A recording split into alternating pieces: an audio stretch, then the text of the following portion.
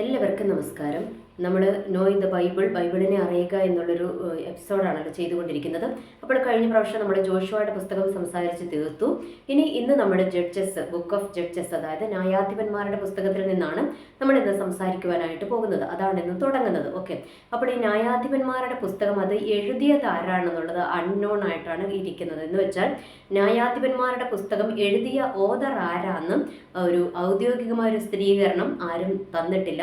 എന്നാൽ ഇസ്രായേൽ മക്കൾ, അതായത് ഹീബ്രു ബൈബിൾ പ്രകാരം അവർ വിശ്വസിക്കുന്നത് സാമുവൽ പ്രവാചകനാണ് ഇത് എഴുതിയതെന്നാണ് അവർ വിശ്വസിക്കുന്നത്. ഓക്കെ, എനിവേ എന്തായാലും അത് അൺനോൺ ആയിട്ട് ഔദ്യോഗികമായൊരു പ്രഖ്യാപനം വരാത്തിടത്തോളം അതങ്ങനെ തന്നെ നിൽക്കട്ടെ. കാരണം അതിനകത്ത് ഒരാളെ കുറിച്ചല്ല പറയുന്നത്. ഈ ന്യായാധിപന്മാരുടെ പുസ്തകത്തിൽ 12 ന്യായാധിപന്മാർ അതിനകത്ത് ന്യായപാലനം ചെയ്തതായിട്ട് നമുക്ക് കാണുവാനായിട്ട് കഴിയും. അതിനകത്ത് പ്രധാനപ്പെട്ട 3 പേരുണ്ട്. ഒന്ന് ദെബോറ, രണ്ടാമത് ഗിദെയോൻ, മൂന്നാമത് സംസൺ അല്ലെ ഷിംഷോൻ. ഇങ്ങനെ 3 പേരാണ് പ്രധാനപ്പെട്ട വ്യക്തികളായിട്ട് അതിനകത്ത് കാണുന്നത്. ഓക്കെ, ഇനി ബാക്കി നമ്മുടെ ദെബോറ ഒഴികെയുള്ള ബാക്കി ന്യായാധിപന്മാരെ എടുത്താൽ അവരുടെയൊക്കെ ജീവിതത്തിൽ വീഴ്ചകൾ വന്നതൊക്കെ നമ്മൾക്ക് അവിടെ കാണുവാനായിട്ട് കഴിയും. എന്നാൽ ദെബോറ അവരിൽ നിന്ന് വ്യത്യസ്തയാണ്. ദെബോറയെ സംബന്ധിച്ചിടത്തോളം ദെബോറ ദൈവത്തിൽ ഭയങ്കരമായിട്ട് വിശ്വസിച്ചിരുന്നു. ദെബോറയിലൂടെ ദൈവം ഒരു വിടുതൽ കൊടുത്തപ്പോൾ, ഒരു ജയം കൊടുത്തു കഴിഞ്ഞപ്പോൾ ദെബോറ നമ്മുടെ ഒരു തപ്പെടുത്ത് നൃത്തം ചെയ്ത് ദൈവത്തെ സ്തുതിച്ചതൊക്കെ നമ്മൾക്കിവിടെ കാണുവാനായിട്ട് കഴിഞ്ഞു. ഓക്കെ, അപ്പോൾ ഇതിനകത്തെ മെയിൻ തീം എന്ന് പറയുന്നത് 1ഉം 2ഉം അധ്യായത്തിനകത്തോട്ടൊക്കെ വന്നു കഴിയുമ്പോൾ ഇസ്രായേൽ മക്കൾ അവർ ജോഷുവയുടെ കാലം വരെ, അതായത് ജോഷുവ അവരോട് പറഞ്ഞു കൊടുത്തു, കാര്യങ്ങളൊക്കെ പറഞ്ഞു കൊടുത്തു, ഇന്നതാണ് നിങ്ങൾ ഇന്നത് ചെയ്യണം. എന്നിട്ട് ലാസ്റ്റ് എന്താ പറഞ്ഞത്? ഞാനും എൻ്റെ കുടുംബവുമോ ഞങ്ങൾ യഹോവയെ സേവിക്കുമെന്നൊക്കെ ജോഷുവ അവിടെ പറഞ്ഞ് അവസാനിപ്പിച്ചു അല്ലേ. എന്നിട്ട് അതിനുശേഷം എന്താ പറ്റിയതെന്ന് വെച്ചാലും ജോഷുവയുടെ കാലത്ത് ഇവർക്ക് കുറേ സ്ഥലങ്ങളൊക്കെ വീതിച്ചു കൊടുത്തു. എന്നാൽ ഇനിയും ഇവർ പിടിച്ചെടുക്കുവാനുണ്ടായിരുന്നു. എന്നാൽ ന്യായാധിപന്മാരുടെ പുസ്തകത്തിനകത്തോട്ട് വന്നു കഴിയുമ്പോൾ ഒരു ജനറേഷൻ, അതായത് യഹോവയാം ദൈവത്തെ വലിയ പരിചയമില്ലാത്ത ഒരു നെക്സ്റ്റ് ജനറേഷൻ അവിടെ ഉത്ഭവിച്ചു. അതായത് നമ്മൾക്കറിയാം മോശയുടെ കാലഘട്ടത്തിൽ വന്നു കഴിയുമ്പോൾ പഴയ ആ ഒരു ആദ്യം ഉണ്ടായിരുന്നു, അതായത് മിസ്രൈമിൽ നിന്നും കൊണ്ടുവന്ന ഒരു തലമുറ അല്ലെ. അവർ ദൈവത്തെ വിശ്വസിക്കാതെ ഇരുന്നപ്പോൾ, അല്ലെങ്കിൽ ദൈവത്തോട് പിറുപിറുപ്പും അവിശ്വസ്തതയും ഒക്കെ കാണിച്ചു കഴിഞ്ഞപ്പോൾ ദൈവം മരുഭൂമിയിൽ വെച്ച് ആ ഒരു തലമുറയെ അവരുടെ ഒരു കാലഘട്ടം അവിടെ അവസാനിച്ചു. അത് കഴിഞ്ഞ് ജോഷുവയുടെ നേതൃത്വത്തിലോട്ട് വന്നു കഴിയുമ്പോൾ ഒരു നെക്സ്റ്റ് ജനറേഷൻ, അതായത് ആ തീർന്നുപോയ തലമുറയുടെ അടുത്ത ജനറേഷനാണ് അവിടെ ആരംഭിക്കുന്നത്. എന്നാൽ ഇനി ന്യായാധിപന്മാരുടെ പുസ്തകത്തിനകത്തോട്ട് വന്നു കഴിയുമ്പോൾ അവിടെ പുതിയ തലമുറ, ജോഷുവയുടെ സമയത്തെ കഴിഞ്ഞിട്ടുള്ള പുതിയ തലമുറയാണ് അവിടെ എഴുന്നേൽക്കുന്നത്. അപ്പോൾ അവരെക്കുറിച്ച് അവിടെ പറഞ്ഞു വെച്ചിരിക്കുന്ന അവർക്ക് യഹോവയാം ദൈവത്തെക്കുറിച്ച് അത്ര പരിചയമില്ല. എന്ന് വെച്ചാൽ മറ്റുള്ളവരെ സംബന്ധിച്ചിടത്തോളം അവർ ഡയറക്റ്റ് കണ്ടതാണ്, എന്നാൽ ഇവർക്ക് അത്ര പരിചയമില്ല. പറഞ്ഞു കേട്ടിട്ടുള്ള അറിവുകളൊക്കെ ആർക്കുള്ളൂ? ഈ ഒരു ജനറേഷനുള്ളൂ. അതുകൊണ്ട് അവരുടെ ജീവിതത്തിൽ വരുന്ന കുറേ വീഴ്ചകളും, അവർ ദൈവത്തിൽ നിന്നും അകന്നു പോകുന്നതും, ദൈവത്തോട് മറുതലിക്കുന്നത്, അതുകൂടാതെ ദൈവത്തിനൊരു വിലയും കൊടുക്കാതിരിക്കുന്നത്, അന്യ ദൈവത്തെ ആരാധിക്കുവാനായിട്ട് പോകുന്നതും, പിന്നെ അടുത്തത് ദൈവം ഇവരോട് പറഞ്ഞിട്ടുണ്ടല്ലേ, ഇവർ ഓരോ പ്രദേശങ്ങളും കീഴടക്കുമ്പോൾ അവിടെയുള്ള ജാതികളെ നശിപ്പിച്ച് കളയുവാനായിട്ട് ദൈവം ഇവരോട് പറയുന്നുണ്ട്. എന്നാൽ ഇവരെ സംബന്ധിച്ചിടത്തോളം ന്യായാധിപന്മാരുടെ പുസ്തകത്തിനകത്തോട്ട് വന്നു കഴിയുമ്പോൾ ഈ പുതിയ തലമുറ 3ാമത്തെ ജനറേഷൻ എന്താ ചെയ്യുന്നതെന്നറിയാമോ? അവർ പകുതി ആൾക്കാരെ ഒന്നും നശിപ്പിക്കത്തില്ല. പകുതി ആൾക്കാർ ഇവരെന്ന് വെച്ചാൽ ദൈവത്തെ കഴിഞ്ഞ് വലിയ ബുദ്ധിമാന്മാരായിട്ട് ഇവരങ്ങ് നടിച്ചു. എന്നിട്ട് ഇവരെന്താ ചെയ്തതെന്നറിയാമോ? ഇവരെ കുറേ പേരെ നശിപ്പിക്കാതെ ഇവർക്ക് ഊഴി വേല ചെയ്യാനും അടിമ വേല ചെയ്യാനും ഒക്കെ ആയിട്ട് ഇവരെ എടുത്ത് കുറേ പേരെ ഭാര്യമാരായിട്ട് എടുത്തു. അവരുടെ കൂട്ടത്തിലങ്ങ് താമസം തുടങ്ങി. അതിൻ്റെ പരിണിത ഫലം എന്തായിരുന്നുവെന്ന് നമ്മൾക്കവിടെ കാണുവാനായിട്ട് കഴിയാം. എന്താണെന്ന് വെച്ചാൽ അവരുടെ വിഗ്രഹങ്ങളെ സേവിക്കുവാനായിട്ട് പോകുന്നു. പിന്നെ അവർ വിഗ്രഹങ്ങളെ ഉണ്ടാക്കുന്നു, അവരൊരു ക്ഷേത്രം വരെ പണിയുന്നു. അങ്ങനെയുള്ള ഒരുപാട് കാര്യങ്ങൾ ഇവരുടെ ജീവിതത്തിൽ സംഭവിച്ചു പോകുന്നുണ്ട്. അപ്പോൾ ഇങ്ങനത്തെ സംഭവ വികാസങ്ങളിലൂടെ ഇവർ കടന്നു പോകുമ്പോൾ യഹോവയാം ദൈവം ഇവരെ കൈവിടും. കാരണം ദൈവം ഇവരോട് എന്താ പറഞ്ഞിരിക്കുന്നത്? ദൈവം ഇവരോട് പറഞ്ഞിരിക്കുന്നത്, നിങ്ങൾ എന്നെ സേവിച്ച് എൻ്റെ കൽപ്പനകൾ പ്രമാണിച്ച് എൻ്റെ ന്യായപ്രമാണത്തെ അനുസരിച്ച് നടന്നാൽ അവരെ ദൈവം ഉള്ളം കരത്തിൽ വഹിച്ചു കൊണ്ടുപോകുമെന്ന് പറഞ്ഞിരിക്കുന്നത് അല്ലെ. ജോഷു അവരോട് അങ്ങനെ പറഞ്ഞു. ഇനി നിങ്ങൾ ദൈവത്തെ വിട്ട് മാറിക്കഴിഞ്ഞു കഴിഞ്ഞാൽ ഒരു അനുഗ്രഹങ്ങളും നിങ്ങൾക്ക് വരത്തില്ല, നിങ്ങൾക്ക് ലഭിക്കത്തില്ല. കാരണം ആവർത്തന പുസ്തകത്തിനകത്ത് ദൈവം ഒരുപാട് ഒത്തിരി ഒത്തിരി അവർക്ക് വാഗ്ദത്തങ്ങളെ കൊടുത്തിരുന്നു അല്ലേ. നിങ്ങൾ ഇന്ന അനുഗ്രഹിക്കപ്പെടും. 28-ാം അധ്യായത്തിനകത്തോട്ട് വന്നു കഴിയുമ്പോൾ അനുഗ്രഹങ്ങളും ശാപങ്ങളും ഒക്കെ അവിടെ കാണുവാനായിട്ട് കഴിയും. അപ്പോൾ ഇവരോട് ഇങ്ങനെ കാര്യങ്ങളൊക്കെ പറഞ്ഞിട്ടുണ്ട്. നിങ്ങൾ എല്ലാവരും ശപിക്കപ്പെട്ടവരാകും. ദൈവത്തെ പറ്റിച്ചേർന്ന് നിന്ന് കഴിഞ്ഞാൽ എന്താണ്, നിങ്ങൾ ഇങ്ങനെ ഇന്ന വിധത്തിൽ അനുഗ്രഹിക്കപ്പെടും, അതല്ലെങ്കിൽ ഇന്ന വിധത്തിൽ നിങ്ങൾ ശപിക്കപ്പെടും എന്നുള്ളതൊക്കെ പറഞ്ഞിട്ടുണ്ടായിരുന്നു. പക്ഷേ ഇവർ അതിനെയൊക്കെ അങ്ങ് എന്താ പറയുക അവഗണിച്ചു വിട്ടു. എന്ന് വെച്ചാൽ നമ്മൾക്കറിയാം, ഇന്നത്തെ ആത്മീയ കോണത്തിലോട്ട് എടുത്ത് നോക്കുമ്പോൾ അല്ലെ, പലരും ഇന്നും എന്താ പറയുക, നമ്മൾക്കൊരു സ്ഥാനമാനങ്ങളൊന്നും കിട്ടാതിരിക്കുമ്പോൾ നമ്മൾ എന്ത് ചെയ്യും, നമ്മൾ നല്ല മര്യാദക്കാരായിട്ടിരിക്കും. എന്നാൽ ചില അധികാരങ്ങളും സ്ഥാനമാനങ്ങളും ഒക്കെ അങ്ങ് കിട്ടിക്കഴിഞ്ഞാൽ തെരഞ്ഞെടുപ്പിലൊക്കെ നമ്മൾ കാണുന്നില്ലേ, നമ്മൾ വിചാരിക്കും ഇവരും നേതാക്കന്മാരായിട്ട് ഇവരെ തെരഞ്ഞെടുത്തങ്ങ് കഴിഞ്ഞു കഴിയുമ്പോഴത്തേക്കും ഇവരെ ആള് മാറും. പിന്നെ ഇവർക്ക് ഇവരുടെ ചില അജണ്ടകളുണ്ട്, അതൊക്കെ അങ്ങ് അടിച്ചേൽപ്പിക്കുവാനായിട്ട് ശ്രമിക്കും. ഇന്ന് മിക്ക സഭകളിലും പ്രസ്ഥാനങ്ങളിലും ഒക്കെ ഇന്ന് അതാണ് നടന്നുകൊണ്ടിരിക്കുന്നത്. IPC, ചർച്ച് ഓഫ് ഗോഡ്, അതുപോലെ AG, അതുപോലെ ഷാരോൺ പോലെയുള്ള സഭകളിലും പിന്നെ ചില വലിയ വലിയ സഭകളിലുമൊക്കെ ഇതൊക്കെ തന്നെ നടന്നുകൊണ്ടിരിക്കുന്നു. അധികാരം കയ്യിലോട്ട് കിട്ടിക്കഴിഞ്ഞ് കഴിയുമ്പോഴത്തേക്കും ഇവരുടെ തോന്നിവാസത്തിന് ചില കാര്യങ്ങൾ ഇവർ ചെയ്യും, ദൈവത്തെ മാറ്റി നിർത്തി ചെയ്യും. അപ്പോൾ ഇവിടെയും അങ്ങനെ തന്നെയാണ് സംഭവിച്ചതും. യഹോവയാം ദൈവത്തെ ഇവരെന്താ ചെയ്തതും, അങ്ങ് മാറ്റി നിർത്തിയിട്ട് യഹോവയാം ദൈവം നശിപ്പിക്കണമെന്ന് പറഞ്ഞ ആൾക്കാരെ നശിപ്പിക്കാതെ അവരുമായിട്ട് കൂട്ടിച്ചേർന്ന കാര്യങ്ങളൊക്കെ നമ്മൾക്കിവിടെ കാണുവാനായിട്ട് കഴിയുകയാണ്. ഇനി അതിൻ്റെ നമ്മൾക്കറിയാം എന്താ പറയുക, ജോഷുവയുടെ ഇതിൻ്റെ ഒരു തുടക്കം എന്ന് പറയുന്നതും ജോഷുവയുടെ കാലത്തിന് ശേഷം ഇവർക്കൊരു രാജാവിനെ ഉണ്ടാക്കി, ഇവരൊരു രാജാവിനെ ദൈവത്തോട് ചോദിക്കുന്ന രാജാക്കന്മാരുടെ ഒരു കാലഘട്ടം എത്തുന്നതിന് മുൻപേ ഇവരെ നോക്കുവാൻ വേണ്ടിയിട്ട് ദൈവം ന്യായാധിപന്മാരെ ആക്കി കൊടുക്കുന്നു. അപ്പോൾ ഈ ന്യായാധിപന്മാരുടെ കീഴിലൂടെയുള്ള ഇവരുടെ ഒരു യാത്രയും ഒക്കെയാണ് നമ്മൾക്കിവിടെ ഈ ന്യായാധിപന്മാരുടെ പുസ്തകത്തിനകത്ത് നമ്മൾക്കിവിടെ കാണുവാനായിട്ട് കഴിയുന്നത്. ഇനി അതിൻ്റെ അധ്യായം 1-നും 2-നും എന്താ പറഞ്ഞിരിക്കുന്നതെന്ന് ഞാൻ പറഞ്ഞു. അവരുടെ വീഴ്ചയും അവർ കാനാന്യരെ പോലെയുള്ള ജാതികളെയൊക്കെ മുഴുവനായിട്ട് നശിപ്പിക്കാതെ അവർ ദൈവത്തോട് എന്താ പറയുക, ദൈവത്തോട് പാപം ചെയ്യുന്നതും ദൈവം അവരെ കൈവിടുന്നതും ദൈവം അവരെ ശിക്ഷിക്കുമ്പോൾ ഇവരെന്താണ്, യുദ്ധത്തിൽ ഇവരെ തോറ്റുപോകും. അതൊക്കെയാണ് 1-2 അധ്യായത്തിനകത്ത് കാണുന്നത്. ഇനി 3-16 വരെയുള്ള അധ്യായത്തിനകത്തോട്ട് വന്നു കഴിയുമ്പോൾ വിവിധ തരം ന്യായാധിപന്മാരും അവരുടെ ന്യായപാലനത്തെക്കുറിച്ച് നമ്മൾക്കിവിടെ കാണുവാനായിട്ട് കഴിയും അല്ലേ. ഞാൻ ആദ്യം പറഞ്ഞു 12 ന്യായാധിപന്മാരാണ്. അതിനകത്ത് 3 പേരാണ് നമ്മൾ പ്രധാനമായും എടുത്തു പറയുന്നത്. അതിനകത്ത് നല്ലൊരു ന്യായാധിപത എന്ന് പറയുന്നത് ദെബോറയാണ്. ബാക്കിയുള്ളവരുടെയൊക്കെ ജീവിതത്തിൽ എന്താണ്, അവരുടെയൊക്കെ ജീവിതത്തിൽ ഓരോ വീഴ്ചകൾ സംഭവിച്ചതൊക്കെ നമ്മൾക്ക് കാണുവാനായിട്ട് കഴിഞ്ഞു. അപ്പോൾ ഓർക്കുക, ഇസ്രായേൽ മക്കൾ ഈ ന്യായാധിപന്മാരുടെ കാലത്തൊക്കെയും എന്താണ്, ദൈവത്തെ അനുസരിച്ചും അവർ പറയുന്നത് കേട്ടൊക്കെ പോകും. പിന്നെ കുറച്ച് പേർക്ക് ജയമൊക്കെ കിട്ടിക്കഴിഞ്ഞു കഴിയുമ്പോഴത്തേക്ക് ഈ ന്യായാധിപന്മാർ തന്നെ അവരുടെ തോന്നിവാസത്തിന് പോകുന്നതുകൊണ്ട് ഇസ്രായേൽ മക്കൾ വീണ്ടും, അപ്പോൾ അവരെ തള്ളിക്കളഞ്ഞിട്ട് ഇസ്രായേൽ മക്കൾ വീണ്ടും അവരുടെ പഴയപടി എന്ന് വെച്ചാൽ വിഗ്രഹങ്ങളെ ആരാധിക്കുവാനും സേവിക്കുവാനുമായിട്ട് ഒക്കെ ഇവർ പോകുന്നതൊക്കെ നമ്മൾക്ക് കാണാം. അതാണ് 3-16 വരെയുള്ള അധ്യായങ്ങളിൽ കാണുന്നത്. അതിനുശേഷം 17-21 വരെയുള്ള അധ്യായത്തിനകത്തോട്ട് വന്നു കഴിയുമ്പോൾ ഇസ്രായേൽ അവർ സ്വയമായിട്ട് വരുത്തി വെക്കുന്ന കുറേ നാശങ്ങളുണ്ട്. എന്ന് വെച്ചാൽ അവർ വിഗ്രഹം ഉണ്ടാക്കുന്ന മീഖ എന്ന് പറയുന്ന ഒരു പുള്ളി എന്താണ്, ഇസ്രായേലിനാണ്. പുള്ളി ഒരു വിഗ്രഹം ഉണ്ടാക്കുന്നു, അതിനു വേണ്ടിയിട്ട് ഒരു ക്ഷേത്രമൊക്കെ പണിയുന്നുണ്ട്. അതിനുശേഷമാണ് വലിയൊരു ഒരു തിന്മ ഇവരുടെ ജീവിതത്തിൽ വരുന്ന ഒരു പട്ടണത്തെ നശിപ്പിക്കുന്നതൊക്കെയുണ്ട്. അതുകൂടാതെ സമാധാനപരമായ ഒരു പട്ടണത്തെ നശിപ്പിക്കുന്നതുണ്ട്. അതുകൂടാതെ ഇവർ ചെയ്ത വലിയൊരു പാപമാണ് ഈ ബെന്യാമിൻ ഗോത്രക്കാർ ഒരു പരിപാടി ചെയ്തു. ഒരു ലേവ്യൻ്റെ ഒരു വെപ്പാട്ടി ഉണ്ടായിരുന്നു. വെപ്പാട്ടിയായിട്ടുള്ള ഒരു സ്ത്രീയെ എന്താ ചെയ്തത്, അന്നത്തെ കാലത്ത് നമ്മൾക്കറിയാം ഇവർക്ക് ഭാര്യമാരും വെപ്പാട്ടിമാരും ഒക്കെ ഉണ്ടല്ലേ. അങ്ങനെ ഈ ലേവ്യൻ്റെ വെപ്പാട്ടിയായിരുന്ന ഒരു സ്ത്രീയെ ഈ ബെന്യാമിൻ ഗോത്രത്തിൽപ്പെട്ട ആൾക്കാർ ചേർന്നിട്ട് എന്താ ചെയ്തതെന്നറിയാമോ, അവളെ അങ്ങ് ദുരുപയോഗം ചെയ്യുവാനായിട്ട്, അതായത് കൂട്ടബലാത്സംഗം ചെയ്യുവാനായിട്ട് ഇടയായി. അപ്പോൾ ഇങ്ങനെ കൂട്ടബലാത്സംഗം ചെയ്യുവാൻ ഇടയായപ്പോൾ എന്താ സംഭവിച്ചതെന്നറിയാമോ, ഇസ്രായേൽ മക്കളിലെ ബാക്കി 11 ഗോത്രങ്ങൾ എന്ത് ചെയ്തു, ബെന്യാമിൻ ഗോത്രത്തിനെതിരെ എന്ന് വെച്ചാൽ അവരുടെ ഇടയിൽ തന്നെ അങ്ങോട്ടും ഇങ്ങോട്ടും 12 ഗോത്രങ്ങൾ ഒന്നിച്ച് ചേർന്ന് നിൽക്കേണ്ട ഇവരുടെ ഇടയിൽ തന്നെ ആഭ്യന്തര യുദ്ധം ഉടലെടുക്കുവാനായിട്ടിടയായി. അതായത് 11 ഗോത്രങ്ങളും ഈ ബെന്യാമിൻ ഗോത്രത്തിന് എതിരെ തിരിയുകയും അവരുടെ കന്യകമാരെ പിടിച്ചുകൊണ്ട് പോവുകയും നശിപ്പിക്കുകയും ചെയ്യുന്ന കാര്യങ്ങളൊക്കെ അതിനകത്ത് നമ്മൾക്ക് കാണുവാനായിട്ട് കഴിഞ്ഞു. എന്ന് വെച്ചാൽ ഇസ്രായേലിൻ്റെ അധപതനം അത്രത്തോളം എത്തിയെന്നും നമ്മൾക്കിവിടെ കാണുവാനായിട്ട് കഴിഞ്ഞു. ഓക്കെ, അതാണ് 21-ാം അധ്യായം വരെ പറയുന്നത്. ഓക്കെ, ഇനി നമ്മൾക്ക് മനസ്സിലാക്കേണ്ട ഒരു കാര്യമുണ്ട്.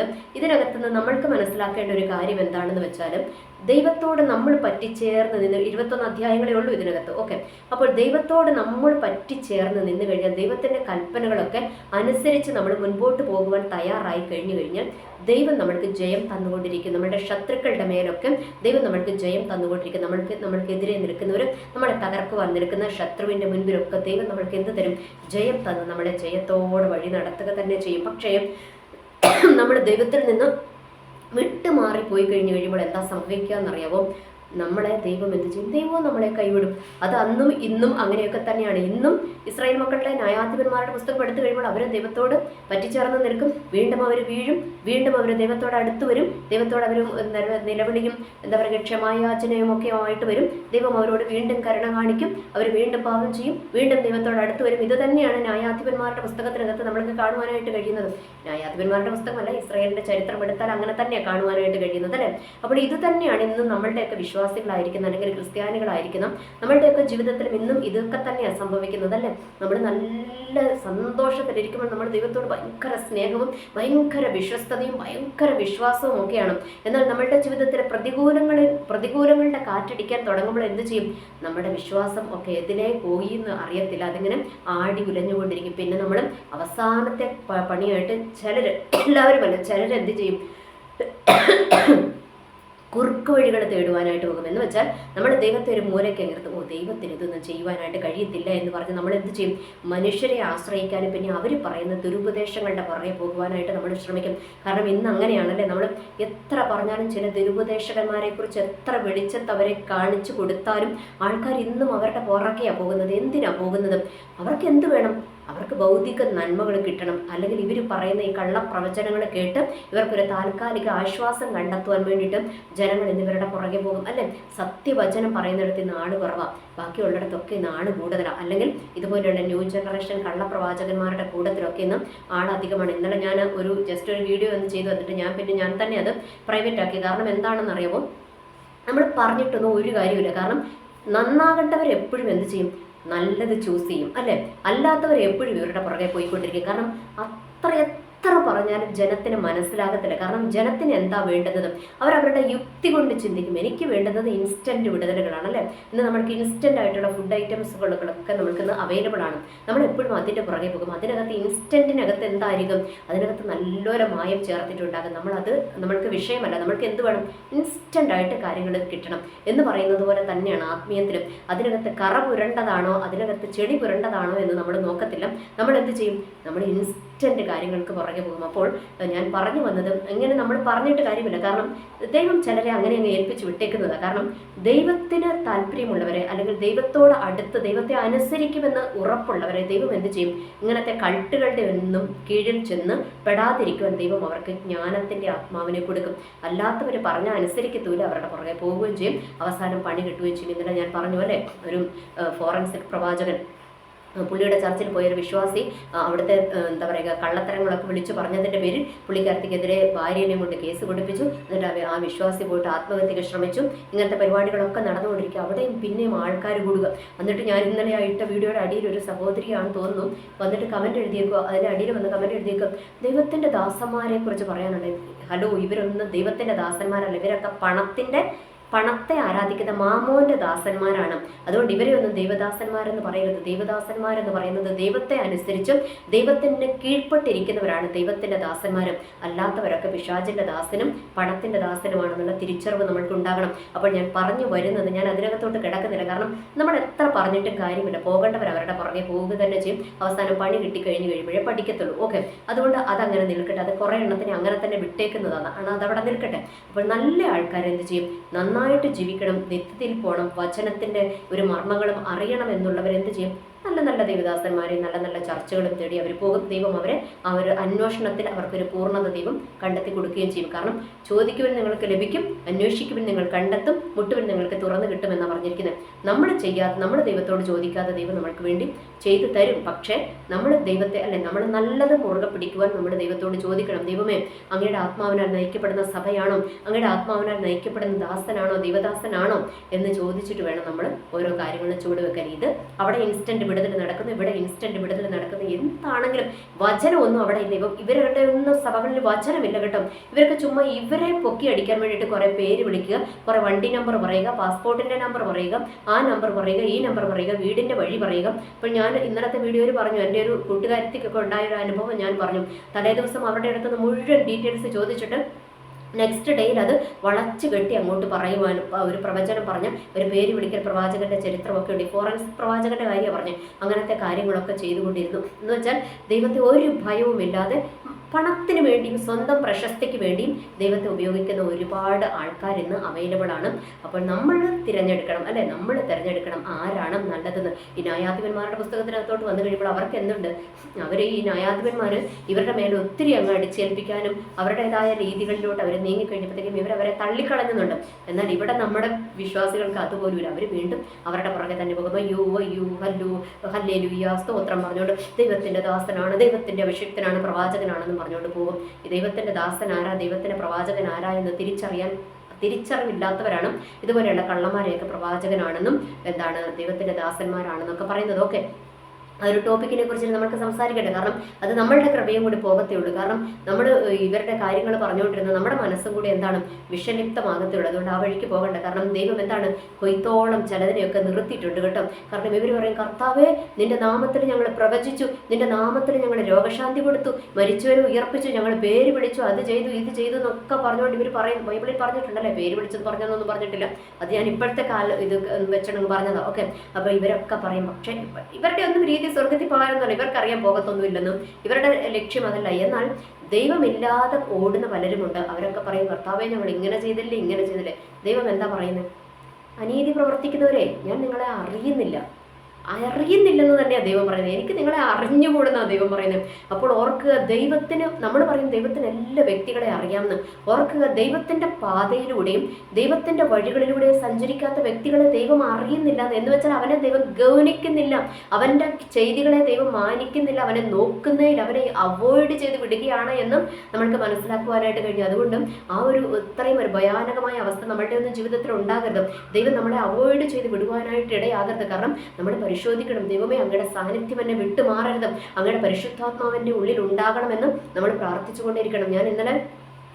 ഇന്നലെ ഞാൻ ഇട്ട വീഡിയോയുടെ ടോപ്പിക് ഇതായിരുന്നു, നമ്മുടെ ഉള്ളിലുള്ളവൻ ലോകത്തിലുള്ളവനേക്കാൾ വലിയവനാണല്ലേ. എന്ന് വെച്ചാൽ നമ്മുടെ യോഹന്നാന്റെ സുവിശേഷം 1 യോഹന്നാൻ 4:4 അതിനകത്താണ് പറഞ്ഞിരിക്കുന്നത്, നിങ്ങളുടെ ഉള്ളിലുള്ളവൻ ലോകത്തിലുള്ളവനേക്കാൾ വലിയവനാണെന്ന് പറഞ്ഞു വെച്ചിരിക്കുകയാണല്ലേ. അപ്പോൾ ഈ ലോകത്തിലുള്ളവനേക്കാൾ വലിയവനാണ് നമ്മളുടെ ഉള്ളിലുള്ളതെങ്കിൽ നമ്മൾ ലോകക്കാരെ പോലെ ആകത്തില്ല.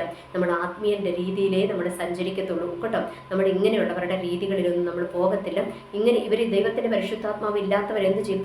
ലോകത്തിൽ ആശ്രയിക്കും, പണത്തിൽ ആശ്രയിക്കും, നിയമപീഠങ്ങളെ ആശ്രയിക്കും. ആ രീതികളിലോട്ടൊക്കെ അവർ പോകും. എന്നാൽ ദൈവഭക്തനെ സംബന്ധിച്ചിടത്തോളം ദൈവത്തിന്റെ പരിശുദ്ധാത്മാവുള്ള ഒരു വ്യക്തി ആരിൽ ആശ്രയിക്കും? ദൈവത്തിൽ മാത്രം ആശ്രയിക്കും. കാരണം അവർക്കറിയാം അവസാനത്തെ ജയം ദൈവം അവർക്ക് കൊടുക്കുമെന്നും ദൈവത്തിന്റെ പരിശുദ്ധാത്മാവുള്ളവർക്ക് മനസ്സിലാക്കുവാനായിട്ട് കഴിയും. ഓക്കെ, അപ്പോൾ ഇന്നത്തെ വചനം ഇവിടെ അവസാനിപ്പിക്കുകയാണ്. ഇനി ബാക്കി നമുക്ക് ഇതിന്റെ ബാലൻസ് നാളെ ചിന്തിക്കാം. അപ്പോൾ ഓർക്കുക, നമ്മളുടെ പാതകളും നമ്മളുടെ വഴികളും ദൈവത്തോട് ചേർന്നാണ് എങ്കിൽ ദൈവം നമ്മൾക്ക് ജയം തന്നുകൊണ്ടേയിരിക്കും. ഇനി ദൈവത്തിൽ നിന്ന് നമ്മൾ അകന്നു കഴിയുമ്പോൾ നമ്മൾ പരാജയപ്പെട്ടവരായിട്ട് തീരും. അപ്പോൾ ഈ പരാജയം വന്നു കഴിയുമ്പോഴാണ് നമ്മൾ കുറുക്കു വഴികൾ തേടി പോകുന്നത്. അങ്ങനെ ഒരു അവസ്ഥ നമ്മളുടെ ജീവിതത്തിൽ വരാതിരിക്കാൻ, ദൈവം നമ്മളെ അവോയ്ഡ് ചെയ്യുന്നൊരവസ്ഥ നമ്മളുടെ ജീവിതത്തിൽ വരാതിരിക്കാൻ നമ്മൾക്കൊന്നും കൂടെ ദൈവത്തോട് പറ്റിച്ചേർന്നിരിക്കാം. ജോഷുവ പറഞ്ഞതുപോലെ, ഞാനും എൻ്റെ കുടുംബവും ഞങ്ങളെ യഹോവയെ സേവിക്കും, അതിൽ ഉറച്ചു മുൻപോട്ട് പോകാൻ നമ്മൾക്ക് കഴിയുന്നുണ്ട് എങ്കിൽ ഓർക്കുക, നമ്മൾ വിചാരിക്കും ഇന്ന് എൻ്റെ ജീവിതം ഇങ്ങനെയാണല്ലോ എന്ന് വിചാരിച്ചാലും നമ്മൾ ഓർക്കുക, നാളെ നമ്മൾക്ക് വേണ്ടി ദൈവം ശ്രേഷ്ഠമായത് ഒരുക്കിയിട്ടുണ്ട്. കാരണം വിശ്വസ്തയോടെ നിൽക്കുന്നവനെ ദൈവം കൈവിടത്തിൽ. ഒരു പാട്ടുണ്ടല്ലോ അല്ലേ, എന്താണ് ആ പാട്ട്? അവൻ ആർക്കും കടക്കാരനല്ല, അവൻ ആർക്കും ബാധ്യതയല്ല എന്നാണ് അവിടെ പറഞ്ഞു വെച്ചിരിക്കുന്നത്. എന്ന് വെച്ചാൽ ദൈവം വിശ്വസ്തയോടെ നിൽക്കുന്നവരെ ദൈവം ഒരിക്കലും കൈവിടത്തില്ല കേട്ടോ. ദൈവം അവരെ മാനിക്കും, ദൈവം അവരെ ഉയർത്തുക തന്നെ ചെയ്യും. നമ്മളൊന്ന് ജസ്റ്റ് വെയിറ്റ് ചെയ്തിരുന്നാൽ മാത്രം മതി. എനിവേ, എല്ലാവർക്കും നല്ലൊരു ദിവസം ആശംസിക്കുന്നു. നന്ദി, നമസ്കാരം.